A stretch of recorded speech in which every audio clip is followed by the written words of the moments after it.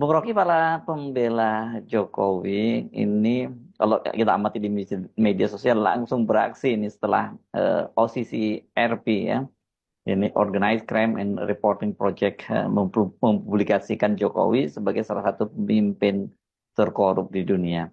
Mereka ini ada yang saya amati menyebutnya sebagai konspirasi asing, menjatuhkan nama baik Indonesia. Ada yang mencurigai bahwa ini lembaga ini pasti didanai oleh intelijen khususnya Amerika dan kita jangan mudah katanya menelan begitu saja disinformasi semacam ini. Ya, sungguh menggelikan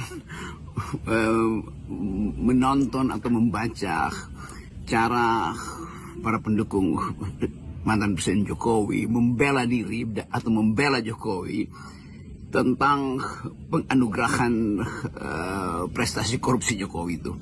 Kita mulai menduga bahwa ini akan jadi isu panjang. Bayangkan misalnya cara membantah sesuatu yang dihasilkan melalui riset dunia oleh para jurnalis investigasi itu. Jadi kita tahu bahwa pers itu adalah pilar keempat dari demokrasi. Jadi justru kita percaya bahwa seandainya semua fungsi eksekutif, legislatif, yudikatif itu berhenti, demikian juga fungsi-fungsi manipulator opini publik, yaitu lembaga survei, para pembuat hoax itu berhenti, maka ada satu yang dipercaya, yaitu jurnalisme.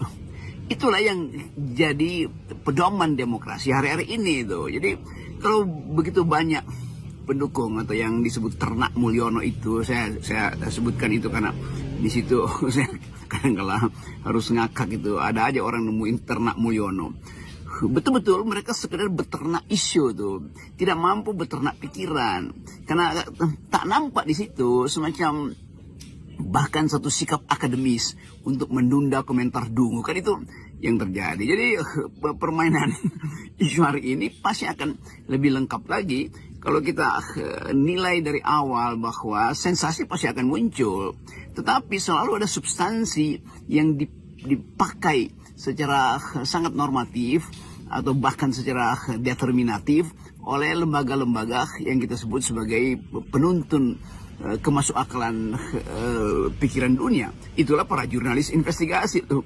Jadi mencurigai para jurnalis investigasi, justru kita harus curigai kenapa orang mencurigai fungsi jurnalis investigasi. Ya, memang fungsi mereka menginvestigasi. Jadi tampak sekali bahwa aparat Jokowi itu nggak mampu untuk berpikir investigatif. Saya sebut aparat Jokowi tadi untuk tidak mengatakan ternak-ternak Jokowi ya. Jadi timbul semacam pikiran baru bahwa ya ini memang di era Pak Jokowi itu pikiran itu memang tidak diandalkan sebagai narasi untuk menghasilkan percakapan yang dialektis. Jadi saya kira itu hal yang di awal tahun ini akan berlanjut, yaitu kedunguan para pembela atau kedunguan ini. Jadi saya sulit cari istilah karena tadi saya sebut ternak-ternak Mulyono. Tapi oke, kita ambil aja satu prinsip bahwa mereka yang masih berkerumun di sekitar Pak Jokowi itu terlihat makin lama makin dangkal karena tidak punya semacam, ya bukan sekedar argumen akademis, kepekaan akademik aja terhadap hasil investigasi para jurnalis dunia itu dianggap sebagai provokasi. Jadi ya kedangkalan itu memang sudah berawal sejak Jokowi memerintah negeri ini. Seperti biasa, respon Jokowi itu standar ya. Katanya silakan dibuktikan, ya kalau ada bukti-bukti silahkan dilaporkan. Nah yang agak belakangan ini yang agak maju ada tambahan dari Jokowi, dia menyebutnya itu fitnah dan framing. Nah Pak Jokowi dalam waktu terakhir ini berapa kali menggunakan kata framing ini. Ya kalau disuruh dilaporkan, kita udah hafal lah kalau cuma dilaporkan ke aparat penegak hukum di Indonesia, apalagi di eranya Pak Jokowi, ya itu kan perbuatan yang sia-sia saja ya. Tapi kalau di dunia internasional ini nggak perlu dilaporkan karena ini persoalan bukan kemudian tindakan hukum, tapi lebih pada opini publik dunia. Ya bahkan presiden sendiri kelihatan wajahnya itu antara bingung dan jengkel itu karena wartawan tanya sikap dia terhadap labeling yang diberikan oleh dunia internasional bahwa Presiden Jokowi di masa pemerintahannya, di eranya adalah manipulator, adalah koruptor. Lalu beliau bertanya, yang mana yang dikorupsi? Atau apa buktinya tuh? Justru di dalam upaya untuk memperlihatkan bagaimana pembuktian hukum pun tidak mungkin diberikan karena rejimnya sangat otoriter. Kan itu dasarnya tuh. Jadi seperti maling menginginkan pembuktian. Padahal sebetulnya buat mereka yang ada di depan si maling, maling itu bisa terabas kepalanya kalau bertanya mana buktinya. Gue nyuri maling. Jadi maling yang berhadapan dengan seorang yang lemah, orang yang lemah itu tidak mungkin bertanya, kamu maling nggak? Jadi begitu yang terjadi itu. Begitu sistem hukum kita ambruk, begitu poin-poin dasar bernegara itu dirusak oleh Pak Jokowi, maka tidak mungkin masyarakat sipil itu menerangkan secara hukum, secara poin-poin demokrasi. Loh, demokrasi udah dirusak, secara hukum kriminal apa buktinya? Yo, hukumnya sudah dikendalikan oleh kekuasaan. Jadi kita berputar-putar di dalam lingkaran kedunguan sebetulnya tuh. Nah, itu justru yang diterabas oleh jurnalis investigasi internasional dan tiba pada kesimpulan bahwa bahkan untuk membuktikan korupsi Jokowi itu tidak lagi diperlukan peralatan hukum. Kenapa? Bukan karena hukumnya tidak penting, tetapi hukumnya sudah dikendalikan dari pusat kekuasaan tuh.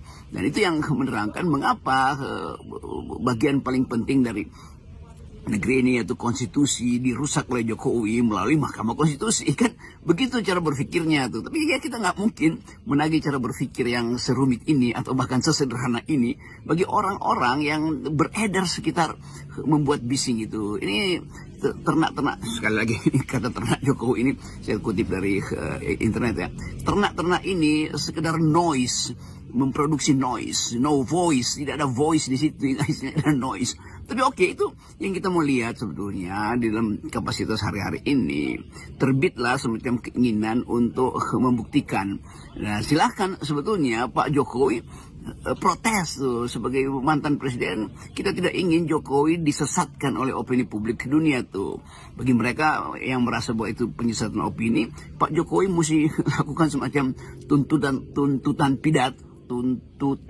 pidana aja ke jurnalis internasional ini kan itu yang lebih mungkin tuh. Tapi sekali lagi kelihatannya itu pun nggak mungkin merumuskan dalil untuk menuntut apa yang mau dituntut. Ya memang gak ada yang mau dituntut. Kenapa? Ya karena sifat dari investigasi itu tidak memungkinkan data-data itu bahkan diucapkan secara faktual kan semua data itu ada hasil kompilasi mulai dari artificial intelligence, tanya di situ, lalu lihat bagaimana relasi antara Pak Jokowi dengan Mahkamah Konstitusi, mulai lihat bagaimana Ibu Koni menyembunyikan data-data itu dan mungkin data-data itu sudah diakses oleh publik internasional, oleh jurnalis internasional itu, tinggal diwujudkan satu waktu nanti.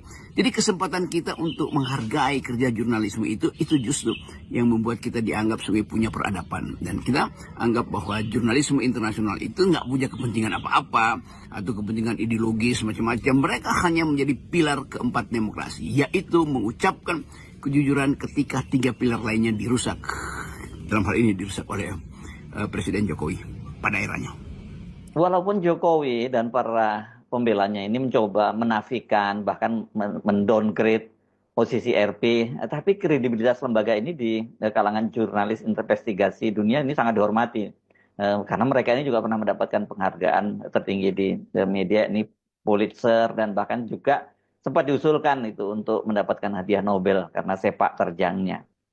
Bagi jurnalis internasional yang menginvestigasi korupsi di seluruh dunia, bahkan mereka mungkin udah berkali-kali melihat film Dirty Hand itu, yang jadi sumber inspirasi saya kira untuk memulai menginvestigasi rejim Pak Jokowi.